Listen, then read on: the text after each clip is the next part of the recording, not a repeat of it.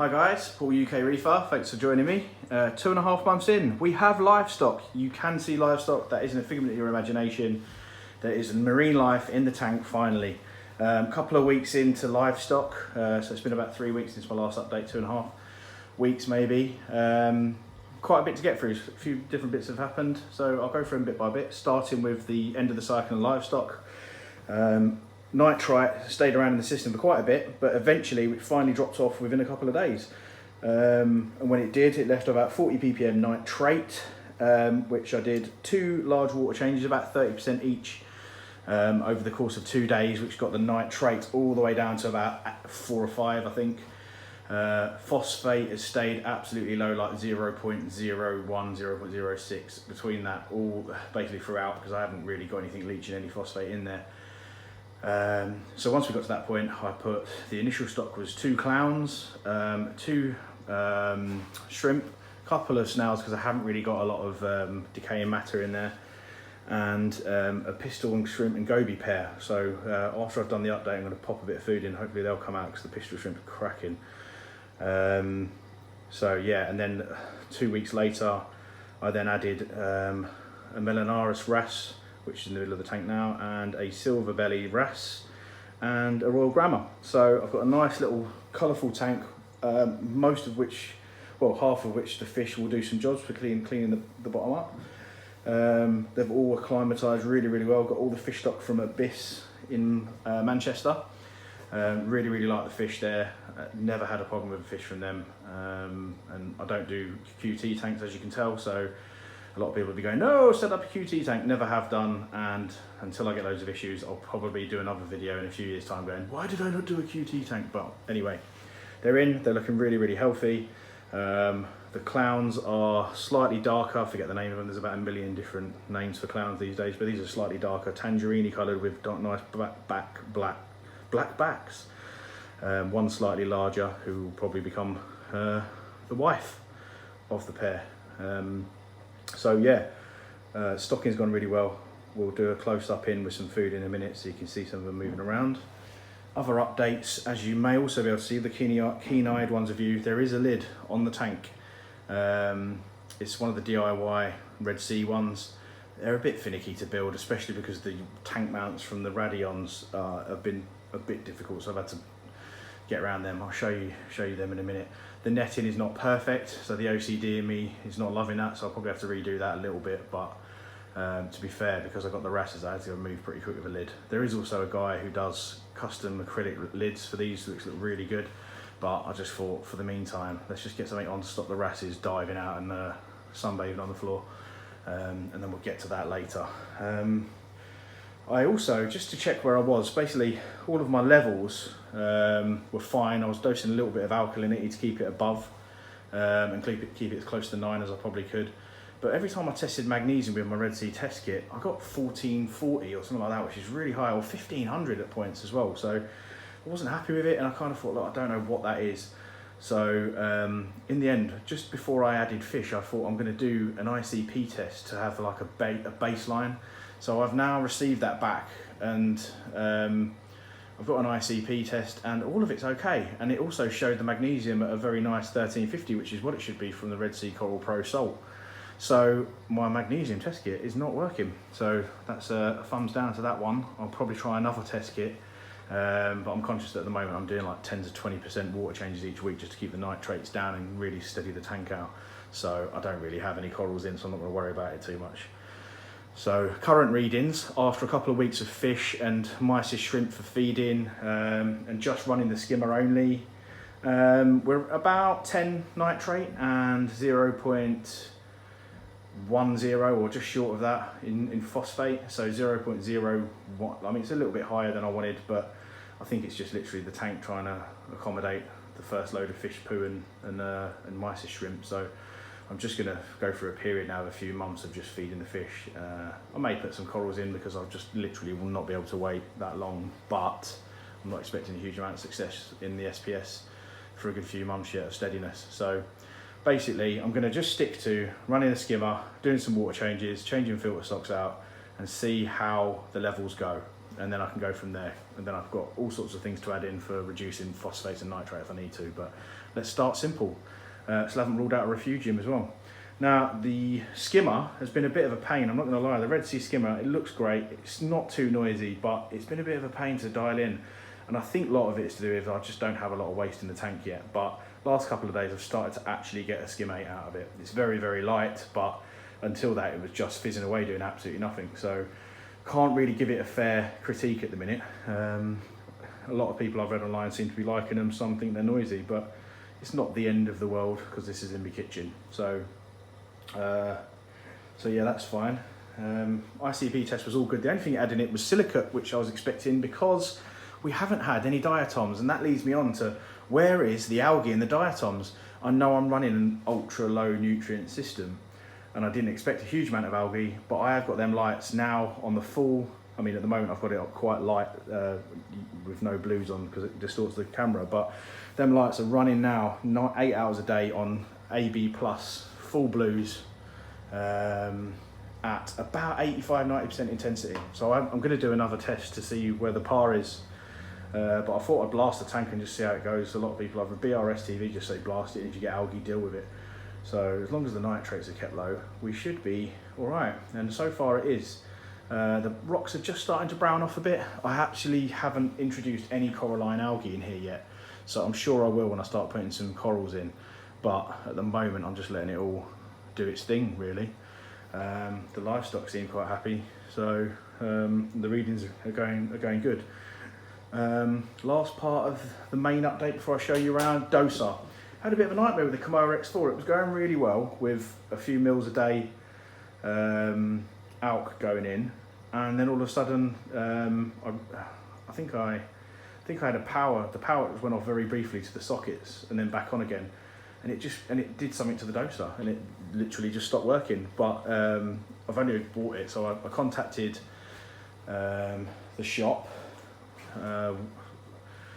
in Manchester. Completely forgot their name, but they've been really helpful. So I sent it back. They've sent me out a replacement plug. It needed a whole new power unit, so I've just received it back. So I'm going to hook the doser back up, keep a couple of mil of out going in a day, and just keep checking my readings every few days now. So really the next stage is sit it out, wait. I don't want to add any more fish. I toyed with really wanting a yellow tang, but it is a smallish tank. There's absolutely nothing in it at the minute, so it'd be fine for a baby one, but we'll see how it goes. If we get a decent amount of algae, we may put one in, a baby one, and see how we go. But generally, I'm not too fussed about many other fish now. I've got enough bioload in there now, and I've also got 2 wrasse if I get any sort of issues with any of the SPS that are going in there that will hungrily bite away and hopefully keep any pests down, which we're hoping never to introduce. So yeah, we're looking good. Tank's looking colourful. I'm really happy with it all. Hindsight, I think the only thing I would change so far is I would not bother with the Reefer Mature kit. I would just get myself some ammonium chloride from Dr. Tim's and a load of different bacteria like Microbacter, one and only, hey, ACI colony, whatever they're called, any of that. I would just get loads of that, dump it all in there, get 2 parts per million ammonia and leave it do its thing. And that seemed to work. We didn't really need to add all of the Reefer Mature stuff. I think that seemingly works better with live rock. So let's take you on a little tour so far. Here's the roof, the lid. As you can see, this is not doing my OCD any good. But if you can tell, I've had to do quite a few things. Let me just take this off the tripod. Apologies. If you can see here, I've had to do quite a few turns to get from the corner piece out in front of the tank mount and then out again around this. Usually you just have one turn, so that has caused me a bit of grief, and probably the reason why the net's a bit loose there and there. But you know, it fits on nicely. Definitely measure a million times before you make cuts on these, and I used a miter saw to cut it so that I had perfect cuts. Well, seemingly there's a bit of salt creep in there now, but seemingly perfect cuts on each of these here. Otherwise, if you cut it jiggly, it looked pretty poor. Lights, you've seen them with the diffusers on. This is on heavy whites, so it's not the usual look and feel that I have, but it's good. And if I just zero in there, see some of the fish. Lovely Melanaris wrasse. All the wrasse are looking great. The clowns are really nosy, and when you sit on the side of the tank here, they just come to look at you. Deep down in there, the wrasses live, and there's also a couple of shrimp in there.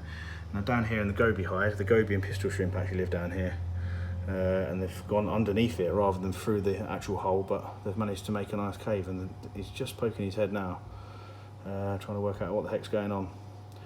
So you may be able to see him just there, having a look. But yeah, we'll get some food in there in a minute. Zoom back out. Quick tour down below. Yeah, as you can see there from the skim 8 in there, it's quite light because I accidentally just, when I was feeding it, let it overflow a bit. But you can see the bubbles now are just starting to go good into sort of thicker, foamier bubbles. That's taken quite a long time to get there. So I'll drain that off in a minute and then leave that to start making some good stuff. Filter socks, that's a couple of days of, well, maybe 3 days of browning. So they're ready to come out. I've just kind of got 3 pairs of them. Take them out, give them a quick rinse in the sink, and then when all 3 are looking dirty, I chuck them all in the washing machine inside out with some bleach, and then dry them completely. Big space where the doser should be. Obviously that's not there because it's just about to be reinstalled. But yeah, the dosing pot's just had alk in it. It's a little bit messy in there, needs a bit of a tidy up. But really, other than that, it's all going swimmingly. Temperature 25.6, salinity 1.026 or 35 parts per thousand. Nitrate about 10, phosphate about 0.08. Alkalinity trying to get close to 9, but without the doser, it's proving a bit of a daily challenge. And magnesium is about 1350, calcium about 420. So yeah, if we can keep this going nicely like this with the nitrates down using just water changes, we might be ready to chuck a couple of corals in there. I'll just grab a bit of food and turn the flow off. And also, remember guys, turn your protein skimmer off whenever you're gonna feed or drop the flow, because it just overflows and it catches me often. So when I do that, the noise you're hearing is the siphon from the return pump. It's going to fill the sump up a little bit down there. As you can see, it's going to fill the sump up until it drains off enough from the top of the tank here and the siphon is cut. And that doesn't overflow the sump, so that's always a good test. Always test that, because if you've got too much water in, that'll overflow at that point. So now I'm just going to dump a little bit of food in now the flow's gone, and I always aim it over this way if I can, because the goby really isn't great at getting stuff in the air. Some pretty colour fishes. They're also a bit rowdy. Yeah, the goby, if you can see down there, he's getting interested, and the moment that he smells it, the pistol shrimp will no doubt pop his head out as well. Let's just chuck a bit more in. Well, that should be tons of food for him.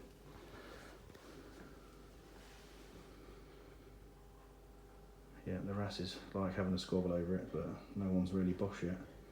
2 fire shrimps, and here's goby. Waiting for stuff to get to the bottom, which is always a challenge. Oh, we just saw then the pistol shrimp come out. He's about to come out again. He bosses the place when it comes to the other shrimp. So you'll see him come out now. Down here. Here he comes. He likes to show the others who's boss when he comes out.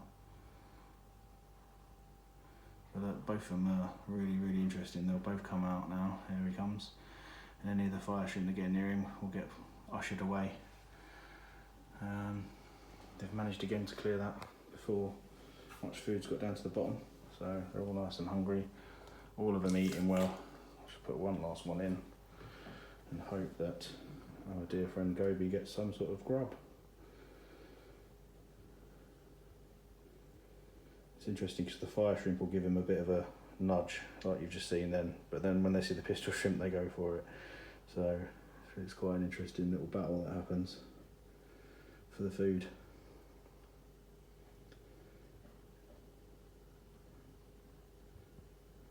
So yeah, there he is, grabbing a few bits and pieces. He's a happy boy.